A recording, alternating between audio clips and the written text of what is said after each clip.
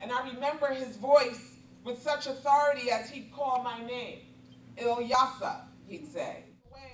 Ilyasah Shabazz was not quite 3 years old when her father, Malcolm X, was assassinated, almost 50 years ago in New York City.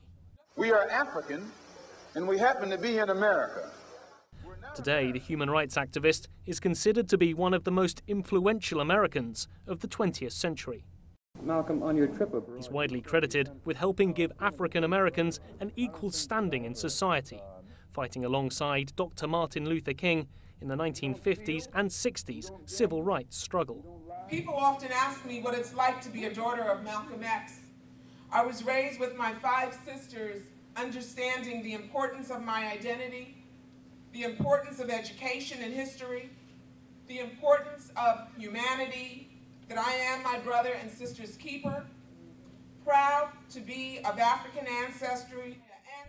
Speaking at Manhattan's African Burial Ground, Shabazz was here to mark Emancipation Day, America's oldest ceremony of the end of slavery, dating back to 1865. The monument here marks the site of an ancient cemetery where hundreds of Africans, both free and enslaved, were buried during the late 17th century.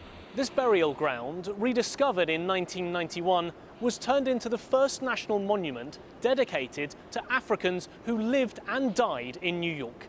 It seems like a fitting place to remember the struggle that they and their descendants, including Malcolm X, experienced for many generations.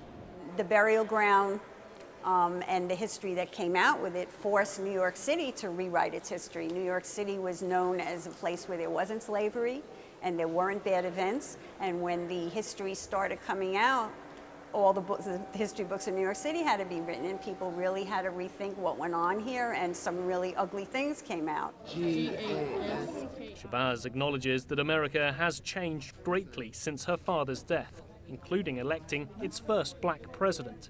But she feels the fight for African Americans' rights is still not over. Nick Harper, CCTV, New York.